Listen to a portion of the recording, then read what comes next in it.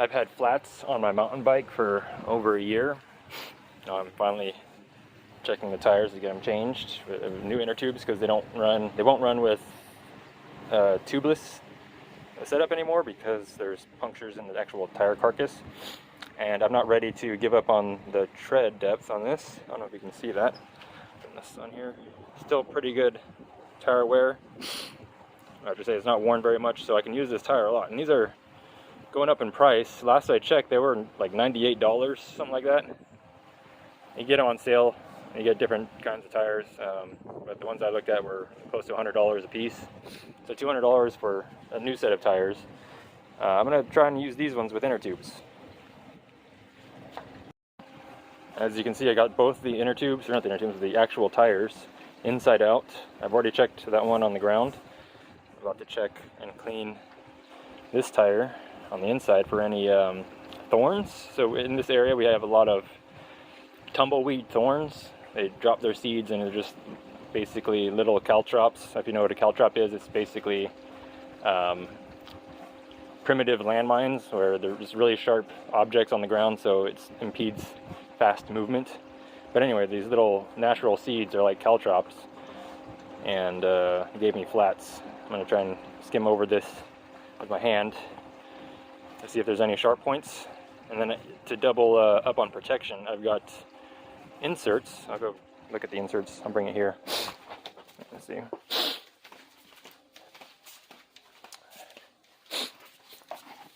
I've got these inserts here. They're going to make the tire heavier, but hopefully it'll protect my tires in this area from getting punctures easily. Preferably, I'd rather run tubeless, but because I'm using these old tires with punctures in them, I can't go tubeless. Hopefully I'll be able to focus on this thorn here. If the camera will focus. There it is. Right in the center of frame. It's kind of hard to see. Maybe if I turn it. There it is. You can see it sticking up. That's what I need to pry out of my tires. Now you might be able to see the little hole right there next to the seam. My hand is a little bit shaky. But there's a hole right next to the seam in the center of the tire. That's where the spike was.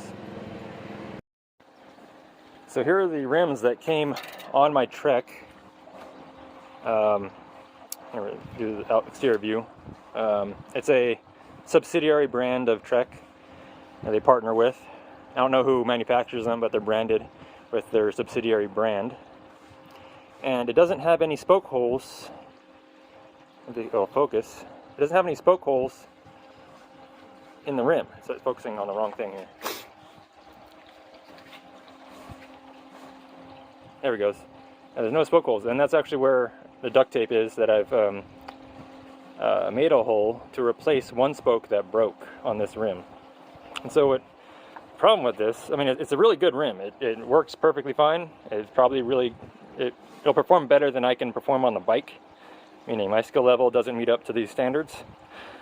But I can't change the hub on this rim. If I wanted to get a new hub, I'd have to get a whole new rim too. Kind of a turkey move, I guess. But I'm going to keep using them because they're still functional. They're very, they're in alignment. They're not crooked or anything. So I'm going to keep using them. Mounting a mountain bike tire onto the rim should be able to be done by hand, but I also have these, they're called tire levers, plastic, so it doesn't damage the rim. There. So I should be able to do this by hand. See if I get it in frame. Wait, I need to make sure I'm going the right direction. So that's the right side. This goes this way. So because it's going to be moving forward and has angled knobs so that it rolls faster in this direction. Technically it could be mounted backwards and it wouldn't really affect performance, but the knobs on the sides and in the center are designed to go in this direction. So just do that. I get the bead, or get the tire bead into the center of the rim. there's an indent in the center of the rim. I don't know if it can be seen. You can see it there. It gets deeper in the middle. That's where I want the tire bead to be sitting in. And it's intentionally designed that way so that these tires can be mounted fairly easily. I think I'm getting out of frame here. It's kind of hard to do when I'm holding it like this. Okay. Alright, now I'm in the part where I need to get a good bite into the rim. Should be able to do it one by one. One bite at a time, I mean. Is it in frame? Not really. Whatever. If you want to learn how to do this with better quality content, check another channel out. I'm just pulling it up onto the rim.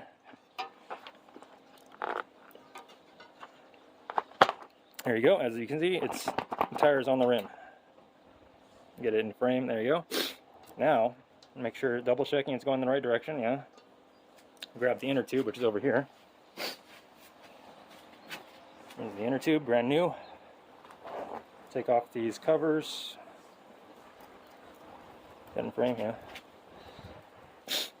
Nice Presta valve. Standard for these rims. Alright, I have this backwards because I need to get it on the... Oh, I need to put the insert in first. Let me go grab that. I'll be right back.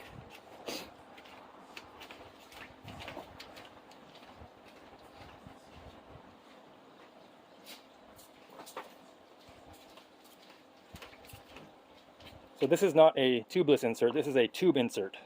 The tubeless insert protects the rim when you run tubeless. This is an insert to protect the inner tube from getting punctures. So I should be able to just kind of pop this in here like this. Inside out. Yeah. It's kind of hard to do on camera.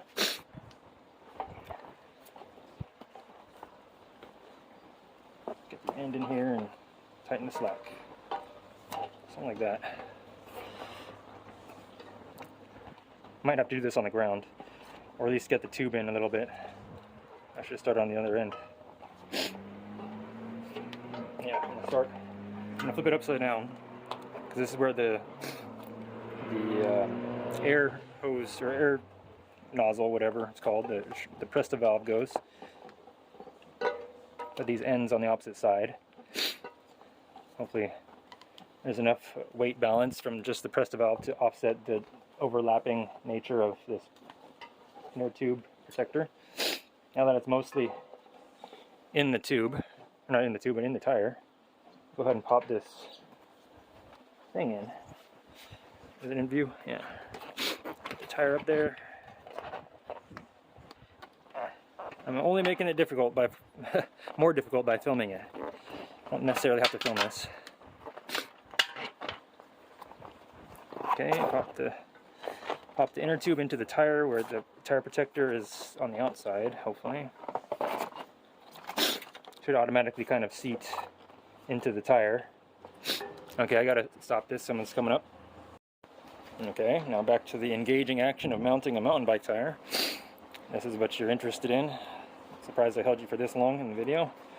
Alright, I think the tube is in the tire, and the tire's on the rim halfway, and the inner tube protector is as aligned as it's going to get. So now I've got to put this upside down again, or at least maybe 90 degrees away from the this part here, because there's no room to pinch the tire there. So now I got to pinch the tire. Maybe I need to let some more air out. I put some air in, so the inner tube has some tension when it's in the tire. Makes it less likely to get a puncture. Am I in the frame here? I'm just kind of popping it in here. I'm going to use I don't know if I can use a tube tire lever here. There it is. Just kind of pop that in there like that. Or maybe like this. No, definitely like that. And hold it and guide this tire into place. I need to let more air out.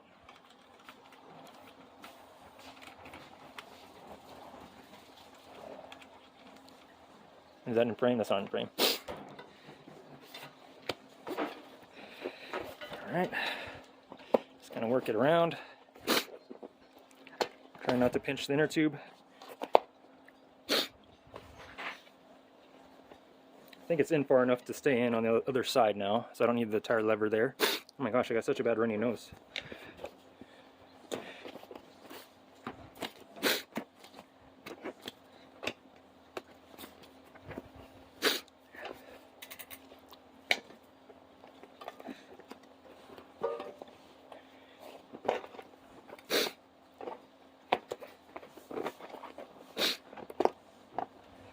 End frame, yeah, kind of. Okay, now I'm getting most of the tire on. Okay, now I'm at a significant part where the edge of the tire is very tight. I'm gonna put this tire lever down. I want to try to do this without tire levers. I've seen it done on other YouTube channels before. I just need to get the bead into that center part that I showed earlier of the rim. Pull on it. I'm going to pause this real quick. Alright, back again. I'm finishing the rest of the tire here, which I showed. I don't think the cuts are going to be that long, but it was a long break for me, like 15 minutes or so. The tire is not completely on. I don't know if you can see there, the rim is not exposed on this section of the tire because the tire is overlapping. So I'm going to try to pull this, let's see, this way, onto the rim. Let's see, put it on my leg and get it in the frame. I don't know, maybe.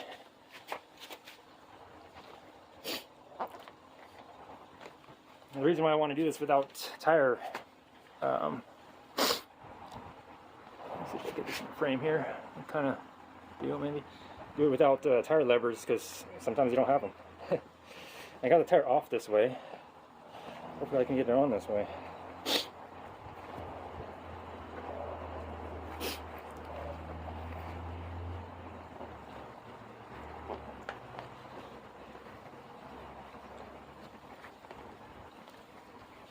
It's not slipping. At least I don't think so. Nope. It's popping on there. A little bit at a time. Maybe it is slipping.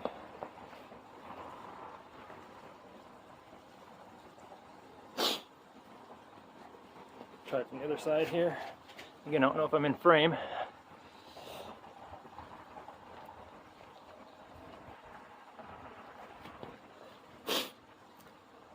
Yeah, I think I'm going to need tire irons. This is kind of working. Ooh. Oh, bumping the camera.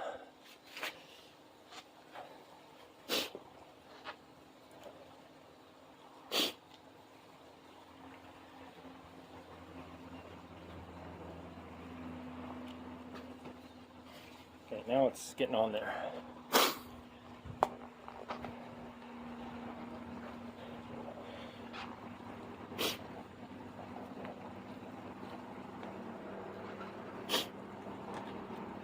Doesn't feel like any inner tube is pinching. Am I in frame again? I can't tell. Maybe, yeah.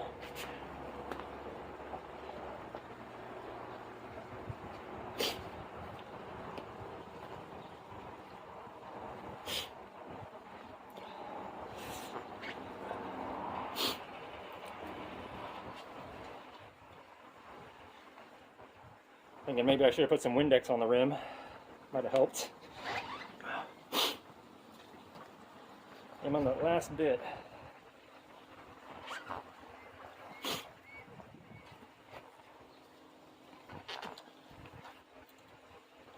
I just don't think it's going to go without tire irons, or not irons, tire levers. There we go, see if I can get these in the frame. Pop it in here like this, right near the edge of the bite. Check for the inner tube. I don't know if I can get my hand. inner tube looks, can't show that. The inner tube feels fairly sturdy. I could probably put some more air in it. Let's see.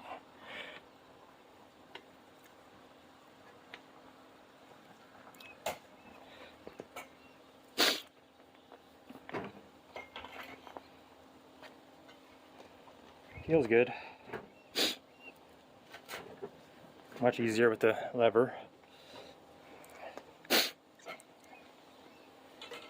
I can do this, I'm trying to hold the tire up and get this lever in here. So it's, normally I would do this on the ground.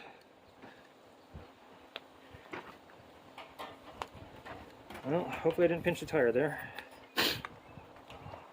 Not really doing it right. It slipped out.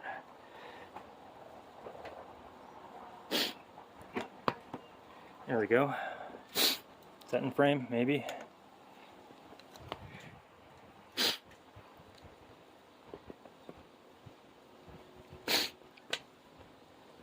Slide it all the way to the end. Oh, spill out.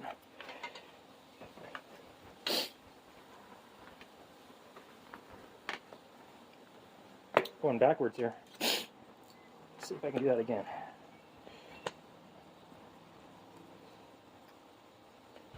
Oop.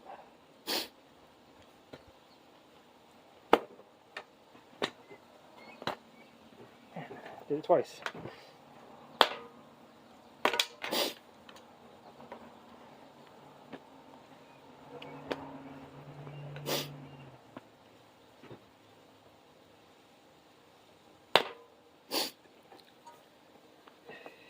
Making some progress.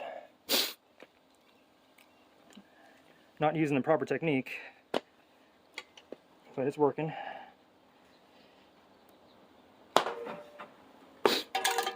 Oops.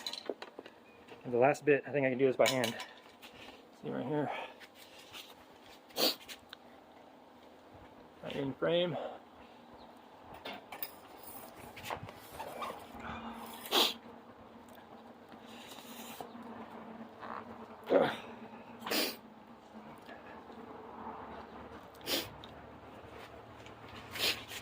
And resorting to using the ground as leverage.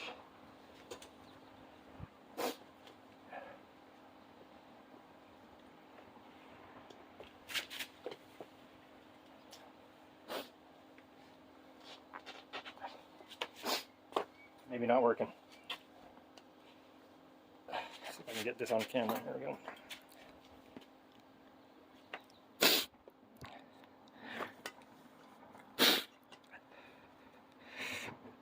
There. Again, I really hope I'm pinching the inner tube. Well, that's on there. Let's check if it holds pressure.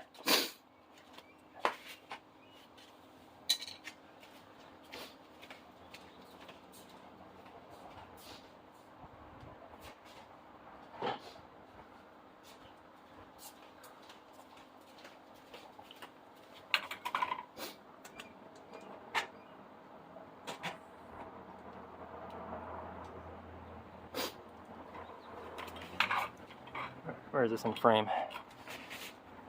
That maybe? Yeah.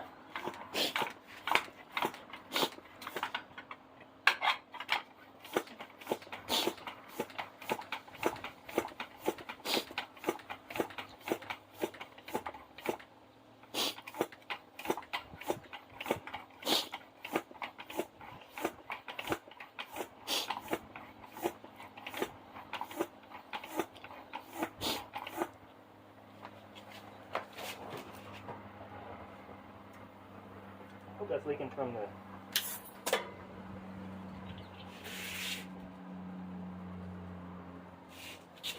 I hold this up to my ear. Well, I can't hear anything.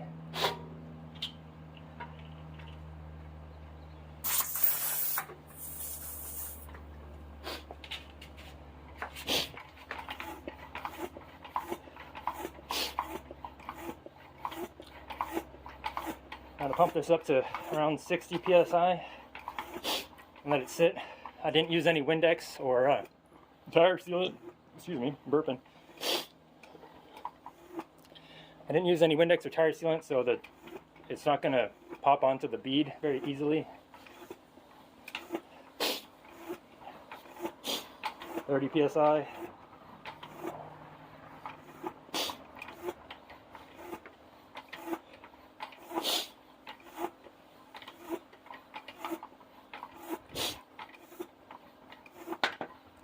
Some of the bead popped on. It's not all the way on though.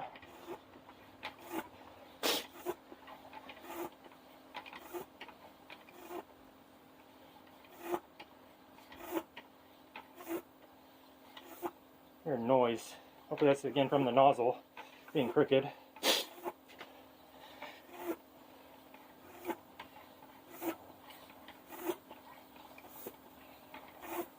50 psi.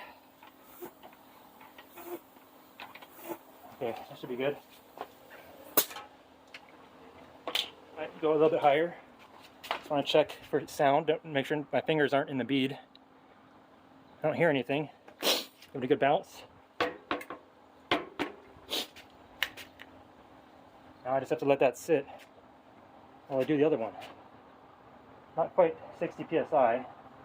Checking the bead on this side. Looks pretty good. This side also looks good. I think it's on. I didn't do the pop, the signature pop that usually a tire would make when it snaps onto the bead. But it looks like it's on all the way. And I'll do the second tire off camera. Till the next one.